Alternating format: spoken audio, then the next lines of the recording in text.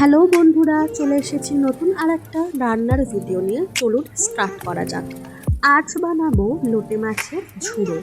প্রথমে লঙ্কা, আদা, রসুন, পেঁয়াজ এগুলি ছাড়িয়ে ভালো করে ধুয়ে কেটে নিয়েছি। আর ওই আলুগুলো ছাড়িয়ে ধুয়ে ভালো করে ডুমো ডুমো করে কেটে নিয়েছি। আর এদিকে মশলা করার সময় দিয়েছিলাম আদা, রসুন, পেঁয়াজ, লঙ্কা আর টমেটো। এদিকে কড়াইতে আলু পেঁয়াজ ভাজতে দিয়ে আমি ওইদিকে মিক্সিতে মশলাটি ভালো করে পেস্ট করে নিয়েছিলাম মিহিভাবে।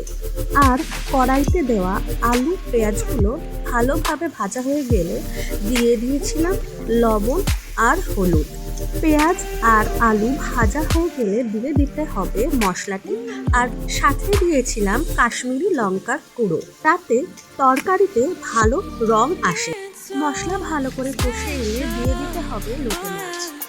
এরপর মাছটিকে ভালো করে মশলার সঙ্গে নাড়িয়ে চাড়িয়ে নিতে হবে আর কষাতে হবে।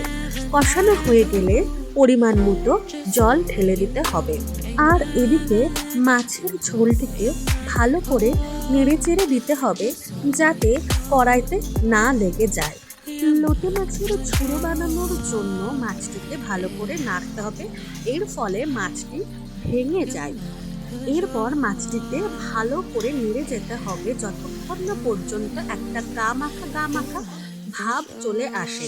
এরপর ওই গা মাখা ভাবটা চলে এলে বা এক কথায় লোটে মাছের ঝুড়ো তৈরি হয়ে গেলে সামান্য একটু গরম মশলা উপর থেকে ছড়িয়ে দিতে হবে।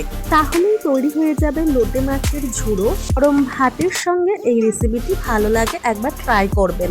ভিডিওটি ভালো লাগলে একটা লাইক, সাবস্ক্রাইব এবং শেয়ার করে দেবেন। আজ এই পর্যন্তই, পরবর্তীতে আবার কোনো রেসিপি নিয়ে আসবো।